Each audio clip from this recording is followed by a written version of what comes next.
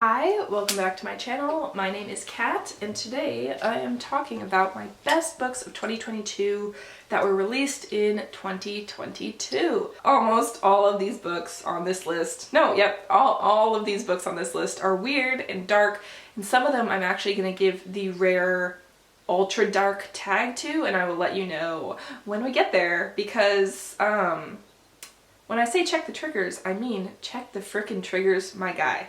So, alright, let's get into it. Number 7 and 8 are in the series Monstrous by Lily Mayne. I know everyone's like, can you shut the frick up about the Monstrous series by Lily Mayne? And the answer is, no I can't. But soon I will, because she said that she's only writing one more. So, I'm devastated, and also you will get your frickin' wish. Anyway. Number 8 is Seraph, which is number 6 in the series, and the reason that it is low on the list is because with a name like Seraph, you'd think that the monster would be a biblical seraphim type. Seraph is like 6 wings, many eyes, like the celestial horror angel of your nightmares and dreams, depending on which way you sway. And this way that I sway is that I say, yay. I love that shit. But no, Seraph was not that. Seraph was not that. So the monster was not like that. And I was very sad. But it still goes on this list because I fuck with this series so hard. And then number 7 is Moth. And Moth is about a character named Moth. And he is half monster, half human, and he kind of has a chip on his shoulder, like a grudge, and so he's kind of icy to the other characters in the series. But then when, you know, he meets the person he's supposed to be with, they go on this like little side quest, and he starts to thaw, and you're just like, oh my god, I didn't know that about you, baby, I love you. And yeah, it makes you like it so much. Number 6, I'm gonna pause and just put the uber dark stamp right about here. So this is billed as a romance. I would personally call it uber dark fiction. You tell me. But the reason I read this is because of another book I read by Marianne that's higher up the list, and it was so amazing and got me by the effing throat that I read this one. So Strangled follows a man who has just bought a house, and he feels like someone is watching him in the house, and he can't like figure it out, but it's a kind of thing where the hair stands up on the back of your neck, and then we flip perspectives, and there's someone living in the walls of the house. Right. So the new homeowner throws a house party, and things devolve very quickly from there, and I'm just gonna say that this was unlike anything I've ever read. It is so weird and bizarre, and like, if you don't like cobwebs, you don't like spiders, you don't like weird dark things, just don't read it, because it'll probably creep you out, gross you out, and you might have nightmares. However, I finished it and was like, well shit, she went all the way there. Like, she went all the way there, and I love commitment. I love commitment to the dark. I sound like I'm like in a coven or something, but I'm not. Scout's honor, but that's what this book made me feel like. So yeah, I couldn't stop thinking about it. It was so dark and yeah, bizarre.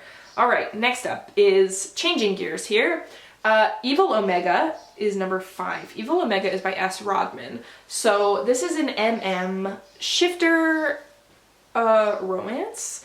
And like, when I just read it off the cuff because it just sounded silly, because the tagline is gay necromancer werewolf supervillain power bottom.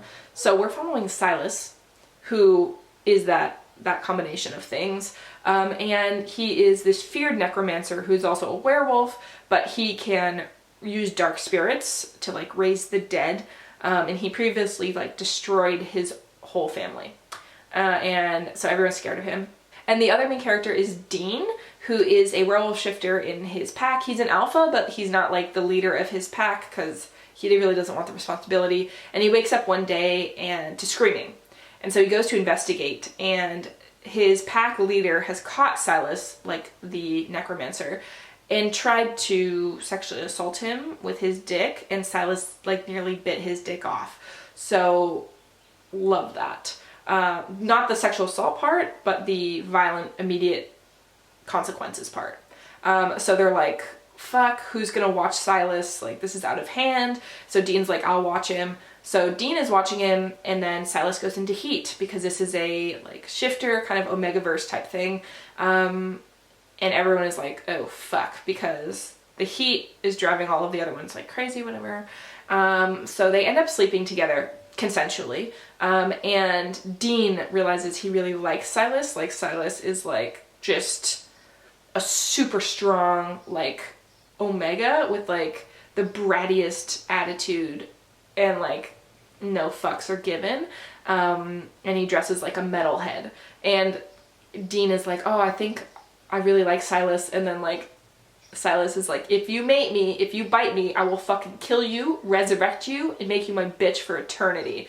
And I laughed so hard at that part. I was like, I love that. I love that for me. I love that for you. I love it. So I have actually read this book twice this year because I was telling my sister about it and it made me want to read it so bad that, yeah, I just reread it. Next up is one that did satisfy my like seraphim, celestial, dark energy. And this is Exodus 20:3 by Freydis Moon, who is a non-binary author. And actually Freydis Moon was recommended to me by one of my subscribers, and I read this and I was like, oh my god, this is what I didn't know I needed. So this is following Diego Lopez, whose mother basically has guilted him into going to renovate this old church in the middle of nowhere. The only other person there is the groundskeeper. And there is just something about the groundskeeper that might be celestial. And that's all I'm going to say about that, except that I'm not spoiling anything. It's in the blurb. It says, religious eroticism and queer emancipation meet in a claustrophobic monster romance about divinity, sexuality, and freedom. Okay, and when I tell you that the smexy scenes in here were unique, memorable, never been done before, I am not lying. It was so good. So if that sounds interesting to you, definitely check it out. Freydis Moon is on my read everything they have now list. I really want to read With a Vengeance, which is a past one, and then I think they wrote a new one. Is it called The Nights? I'm not sure, but I really, really, really want to read it. Next up, number 3 is the other one that gets like the super uber dark stamp, and it's by Mary Ann. Again, I think she's just like a super uber dark writer that 100% goes there. So like if you have triggers for certain things, definitely don't read this one. This is Inevitable Destruction. And the title says it all. This is kind of a cop junkie story. I hesitate to say romance. If it's gonna be romance, it's gonna be dark, uber fucked up romance, where it's immediately unequal power dynamics and explicit drug use. So basically the cop becomes infatuated with the person who's taking drugs and decides that he is going to become the sole supplier of drugs for the junkie, and basically, dangles drugs over the junkie's head in order to have like sex, and get closer to him and control him. But as the story goes on, it becomes not really about the drugs and the sex. They kind of like separate and they're together, but still there's this awful shit happening to like the character who's a junkie.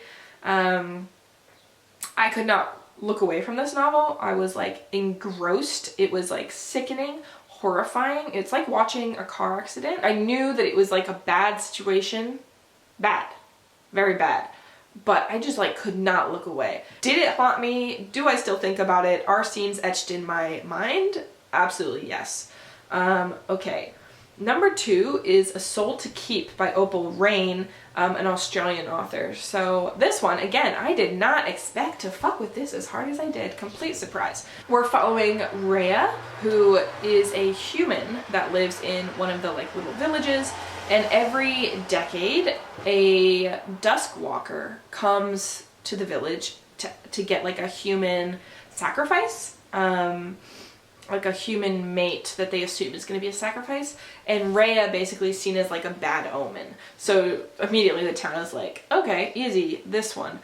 So she's offered up to the Duskwalker, whose name is Orpheus, and they quickly travel through the land, through the Vale, to where he lives, and the setting and the world building and the magic and the creatures are very reminiscent of Studio Ghibli if it was just a bit darker. So like I really loved it. He is vastly misunderstood, so like he has built a cabin, not for himself, but because the humans that he keeps trying to befriend or like have a relationship with, he wants them to find comfort. But the other thing is that he's trying to control like himself, because the way that Duskwalkers work is that they basically level up in intelligence and power with every animal that they consume. So in order to reach the level that he's currently at, which is very intelligent, he has consumed from the lowest animal, where the first animal he consumed is the skull that's on his face, all the way up to many, many humans in order to get that intelligence. So he's trying to like control the hunger and the, what's it called? The predator drive, the prey instinct to like hunt after something that's running or bleeding or something, in order to have a companion, because it's lonely to be so intelligent in a world of like mindless monsters. But the world is just like continuing to fuck with his plans, his happy little plans, because like he's not the only monster that exists. So like he's trying to make like this cabin and like try to like talk to Rhea, and things keep interfering and things are happening, and I just loved it. I loved it. This was amazing, and I really, really, really want to read the second one that I know is out. My sister has read it and she said that it was excellent as well.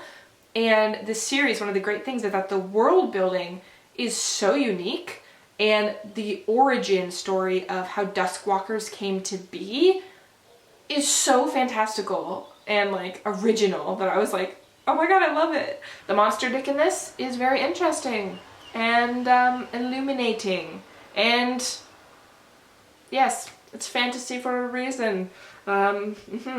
So now I'm going to move on to my absolute favorite number 1 2022 release of 2022, and that is Into the North by Amber Huxley, which is an historical romance. So this is set in the time of like Roman legions who are conquering the barbarian tribes and expanding the Roman nation. We are set immediately in this battle where it's kind of a last stand between this Roman legion who has been trapped and is being just like slaughtered by these tribes that have come together to defend their land. And Marcus is the last standing in his like squadron or his Roman fleet, whatever they're called, I don't know. I think it's fleet navy. Probably. Anyway. So he's the last soldier, and he's fighting like tooth and nail, and he's just killing anyone that comes close to him. So basically, like the barbarians part, and like their ultra soldier comes out, and instead of killing him, he decides that he's going to take him as his own vassal, like his own house servant, because he doesn't want to see such a noble like fighting spirit extinguished. And it is just excellent.